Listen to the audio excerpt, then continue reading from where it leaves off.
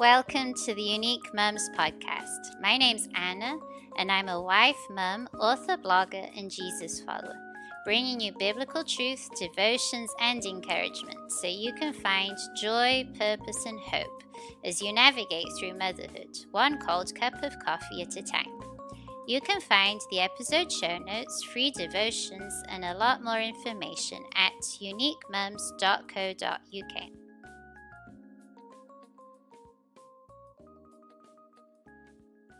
Hello, Mum. Welcome back to the Unique Mums podcast. It's so good to be back, and we're doing a series at the moment called Rule of Life.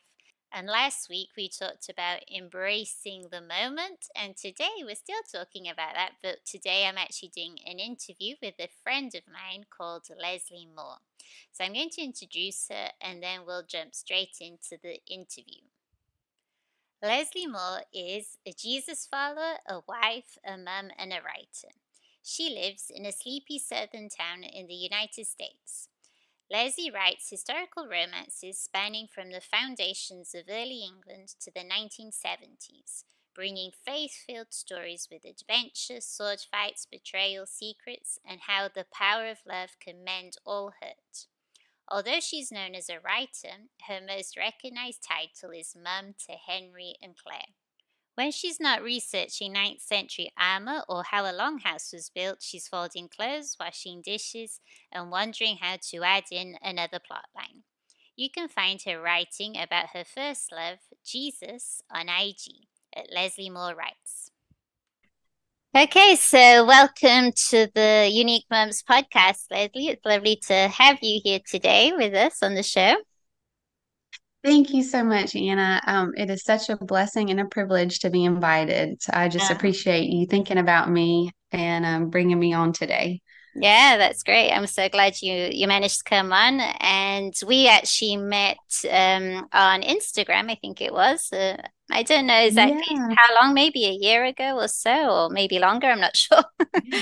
yeah, Yeah, yeah. I but think it's like a year and a half. yeah, maybe a year and a Yeah. half. Yeah, So, it was, hmm yeah. So I'm not on Instagram anymore, but we've kept in touch via email, and we've prayed for each other, and we've collaborated, and yeah, it's been really a blessing. And I It sure actually, has. yeah, I Mhm. invited you on here because you were in one of the emails we were talking about the season in life that you're going through, and I thought it would actually this actually fits in very well with what we're talking about at the moment, which is embracing the moment, embracing the present. So I'm going to ask you a little bit about that, but first, I wanted to ask you a little bit about your testimony and how you came to be a Christian. Yeah. Well, I've been in church my whole life, and my mom even jokes that I was there 9 months before I was born because, I was in her belly at church. We were there when doors opened, just every time the doors opened, we were there. And I think that as a child, I would just say that I was spiritually sensitive because I made multiple professions of faith. I was actually baptized 4 times in one year because I walked the aisle, was counseled, prayed the sinner's prayer, and then was baptized. And that was 4 times in one year. Um, and so I don't know, I came to a point, I guess I was about 11, where I realized that, that it wasn't, I was getting kind of caught up on, oh, did I use the word repentance in my prayer? I mean, it seems so silly now, but this is little me. But I realized that it was really my heart posture. And one of our pastors preached a message on First John on hope so versus no so salvation. And so that's when I feel like, that the Lord was calling me. And that's the day that I consider my salvation day. And I also read a really great book years later by J.D. Greer. It's called Stop Asking Jesus into Your Heart. And Mm, he goes through, J.D. Greer has a very similar testimony to mine in that he said he'd probably asked Jesus into his heart like 1,000 times. He would do it all the time because yeah. he really struggled with the security of his salvation. Mm, And so I read his book, and he breaks down First John and everything that that book has about, providing the assurance for us, and that we pray that God is faithful, to hear our prayer. And so, anyways, it was a great book, and it really helped me to feel that security in my salvation. So, mm. Wow, that's so good. Yeah, yeah. I think that's quite frequent, maybe if you grow up in church where you have like it's a process, like that's how it was with me, like understanding the gospel. Like I'd understand hmm parts of it maybe when I was already when I made this kind of prayer, I was 5. And I uh-huh. understand certain aspects, but it's definitely been a process for me where I've just come to understand more and more. And even as an adult, Right, like you would think, oh, well, but you should already have known all those things maybe when you're younger, but actually it is a process for a lot of us. Like for some people, maybe right. it is a dramatic kind of thing, especially if you become a Christian as an adult. But for a lot of us, I think it is a process and understanding exactly what Jesus did for us and having that assurance Right. of salvation as well. Yeah. That's Mhm. such a great point that you make too, because I feel like it is a process. And then all of Mm, these seasons and different parts of our life that we go through, I feel like I see a different, the gospel is just made fresh through these different seasons that I walk through. And, mm, I see God's grace is a little bit deeper, and, just those things. mm. And so I'm glad you said that. Yeah, yeah. And in terms of like your journey as a mum, what was one of the greatest things you learnt about the gospel in that journey as a mum? Yeah, I think I've got a couple things. I think first, just how perfect God the Father is, Mm, and that He never loses His temper. mm, He's always perfectly loving. And, I look at myself, and, those days where I do lose my temper, or I don't have enough patience, or I feel shame because I'm doing the dishes or the laundry when my child wants me to play with them, just mm, those things that we have, and how he's just perfect. And as our Father, he is perfectly loving us. And so that just astounds me, to think of just how far I am from that. And it makes me love him even more. And then I also have thought about how much he delights in us as his children, and he just wants our heart. And, it's one of our pastors actually just this week was preaching about that, about how a lot of times we imagine God as being, angry or frustrated with us, and, just not wanting to be with us. But, if we look at the cross, we can see what extent he went to make a way for us, and that he really does delight in us and adopts us as his children. And I thought about this, and I don't know what the right answer is, but when my daughter was about 2, we had one of those kind of mm, struggling days. And she was, you know, fighting with me on every little thing I was asking her to do. And, I was getting frustrated with her, and all I really wanted was, to be spending time with her, and doing the different things. And when it finally got to her nap time, and I was rocking her in her chair, and I was just sitting there rocking her, and she finally fell asleep on me, and she was resting in my arms. I just thought about, gosh, I wonder if the Lord feels this way about us when we are, when He is reaching out to us, and trying to, maybe show us some sin in our life, or something that is keeping us from that fellowship with him, and we're fighting him against that, like we're fighting him in some way. And I just thought, all I really wanted to do was just sit there, and I just loved rocking her and holding her, and the fact that she had stopped fighting with me, and mm, that she was resting on me, and I was like, oh, I wonder if the Lord feels that way about us. And I don't know if he does, but I've been, thinking about that.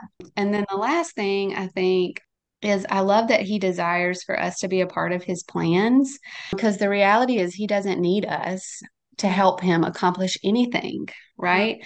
yeah. But he invites us to Mm, share in his work and he invites us in on the blessing. And my pastor told this great story. I don't know if y'all have a lot of the bigger trampolines that you put together in the yeah. UK, Yeah. but Yeah. it's real common. It's real common around here. And it's funny because anytime, somebody buys a trampoline for your child, or if you get one, people are like, oh, you got to put the trampoline together. Well, my pastor told this story about how he and his son were out there and he was trying to put the trampoline together and his son was, pulling on the wrong side and the springs would pop off and he had lost the instructions and then they couldn't find the tool. He was playing with the tool. Well, then they finally get it put together and they go in the house and the wife and his mom said, "Hey, what have y'all been doing?" And the son said, "We put the trampoline together." And my pastor said, "Well, there was no we in this. Like I put the trampoline together."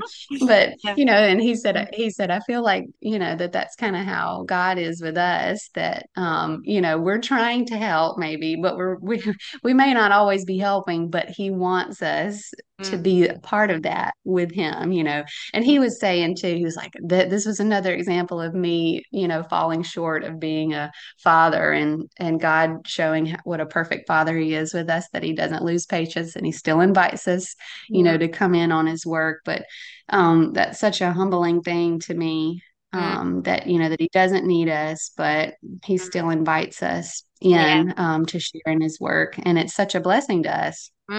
Yeah, yeah, I totally agree. It's just, yeah, I think about that quite often actually, how he doesn't need us, but he wants us. And that's such a reassuring thing actually, because Mhm. it actually stops us from this thing of like the control that sometimes we feel or the striving. But at the same time, it's like, as you say, like he wants to be with us, he wants us to enjoy like seeing him in action as well and being part of that. And Right. yeah, Hmm. it's such a lovely thing. Yeah. And you can learn so many things, I think, through parenthood, through motherhood. You can learn so many things about Yes. God. It's amazing. Hmm. I Yes. always say my children are my greatest sanctifying agent. Yes. They show me all the ways that all the ways that I need to be more like Jesus. Yes, yes. I think when we get married, that's the first thing. And then when we have children, it's just like there's things. That's right. Yeah. Mhm. But I know you've been doing a series about God in the waiting. So this thing of the waiting season. So how do you Right. relate these seasons of transition that sometimes we go through in life and waiting on God with embracing like the present? Yes. Well, I feel like, this was a couple of months ago. I just felt like I was in a long season of waiting, and there were just Mm, multiple things that were kind of in the air. There were, these unknowns, and we just didn't know how they would play out. And it was really heavy on me. mm, And I found that my thoughts were just being dominated by, what was going to happen. This is just, it's just unknown. And so, as I was kind of mulling over that and thinking about waiting, I just came to this question of where is God in our waiting? And so I went to the scriptures, of course, and that's what led to this Instagram series that's going to start in November on God in our waiting. And I just think a lot of times that we see in the Bible that God quits his people for their calling in the wait, and that maybe God has ordained tasks for us or blessings that are in the wait, and we could miss those if we focus too much on things that are, coming later, that are too far ahead. And I also think sometimes that we can try to speed through the wait. mm, And I think it's funny, I guess it's not, it's kind of funny, but when we read these stories about, Abraham and Sarah, and they waited all these years for their promised son, and then, David waited 15 years after being anointed by Samuel to be the future king of Israel, and Moses, I think it was 40 years that mm, he was. in the as a shepherd in his father-in-law Jethro's Mm. fields after he murdered the Egyptian. So, but when we read that in the Bible, it's like a sentence, you know, all those years that they wait, it just goes so fast for us. And so I was really trying to think about what that would be like, to be waiting on the Lord that long after he gives you such a big promise. But anyways, for me personally, I'm going to talk about some of that in my Instagram series, but I think for me personally, I can try to speed through the wait. You're just trying to like get through it and get to the thing that you're looking forward to. But I think that when we do that, we are likely to miss something that God has for us. Mm. And then I was thinking about this too, that there's always going to be seasons of waiting, or there's seasons where we have, like let's say you're a high school student, you just can't wait until you get to graduation. Well, then if you go to college, you just can't wait till you graduate college, and then maybe you get to your job and you're working for that promotion, and then you get married, or you can't wait to get married, and then after you get married you can't wait to have kids, and then you can't wait to maybe go on these trips, or just whatever it is. Mm. And I just think I think we can get caught up in those cycles and seasons where we are just constantly looking forward to something else, and we aren't resting in today and Mm. in the present. And so I think that we need to learn to slow down and live where we are and see what the Lord has for us today, you Mm. know? Yeah.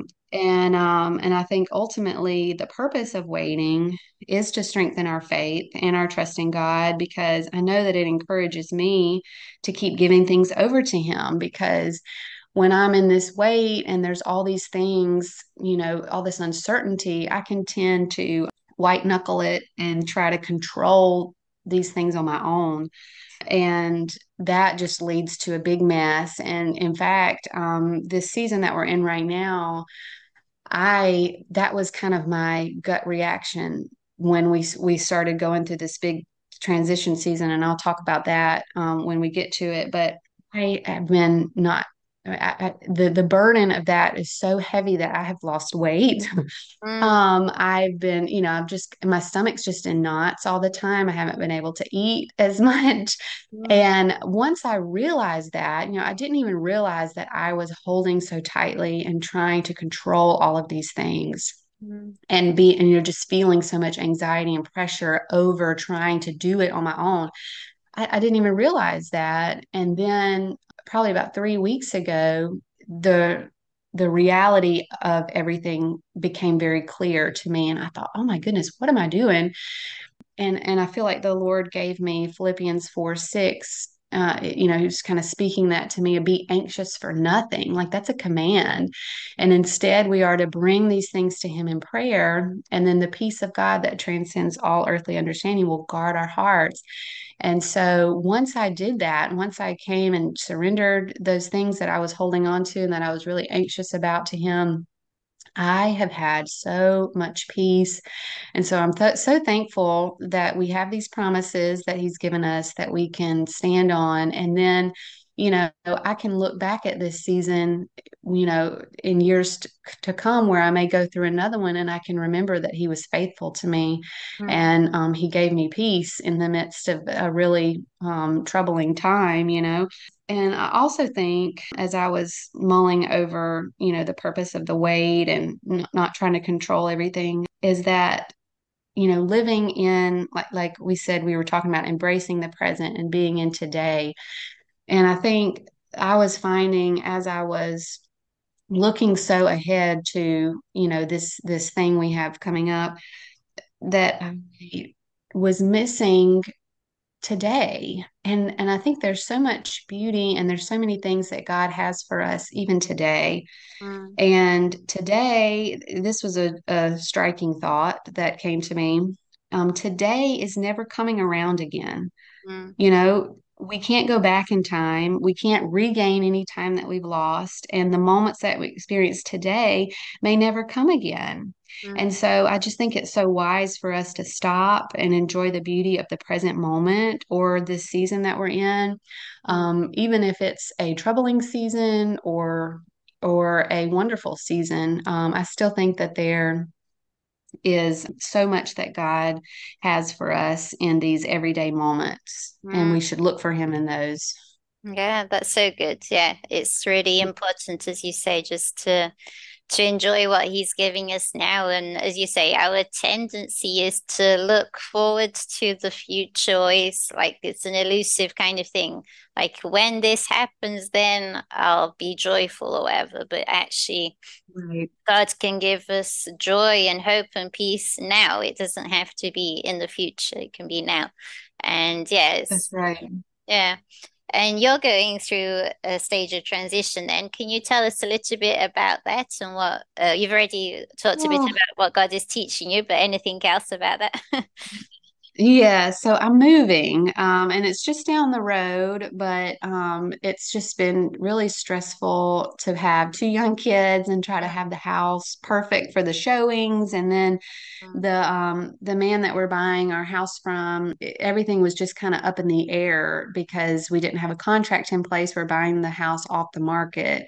And so the process is just completely different than when you're buying one that's actually for sale through a realtor and everything. So that's what was so stressful. But I think I've definitely just seen how much I need him personally and how heavy that burden can be when we try to take it on by ourselves and try to control everything. Another thing I mentioned Philippians 4:6 about being anxious for nothing, but I also think the Lord reminded me that his burden is light, Mm, and that's Matthew 11:28, and that we should cast our cares upon him in those moments. And like you said, seeking peace and joy in the day that's right in front of me.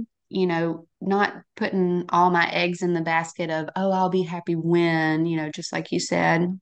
mm, And I actually on my lock screen that I have on my phone right now, on my lock screen, it's something I need to be reminded of every day. It's 2 Corinthians 9:8. And it says, and God is able to make all grace abound to you, so that having all sufficiency in all things at all times, you may abound in every good work. And so just trusting in that promise that when I get to those bridges or those issues, that the Lord is going to be faithful and He's mm, going to give me everything I need to get through that. And definitely finding those quiet moments to connect with him in scripture and over prayer, that's definitely helped me.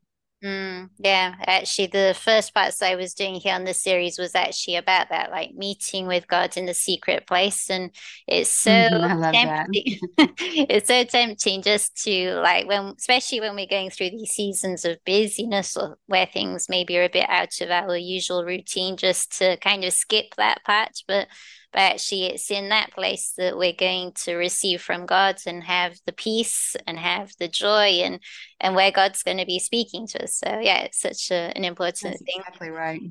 Yeah. And so you are a writer and you create content as well. Why do you create Christian content for women? What's God been putting on your heart about that? Well, I've actually been writing fiction for about 15 years now. I started Yeah. when I was in college just for fun, and I really didn't have any intent to seek publication. But when I started writing, I just thought I would write just general fiction. But my characters were constantly thinking about the Lord and prayer. And so I just quickly learned that I needed to write for the Christian market. Mm, And so, after I stayed home with my son. I used to be a teacher, and after I was home with him, I felt like the Lord was calling me to stay home. And um, then my pastor preached a message on the parable of the talents and how we should leverage our time, talent, and our treasure to share the hope of the gospel.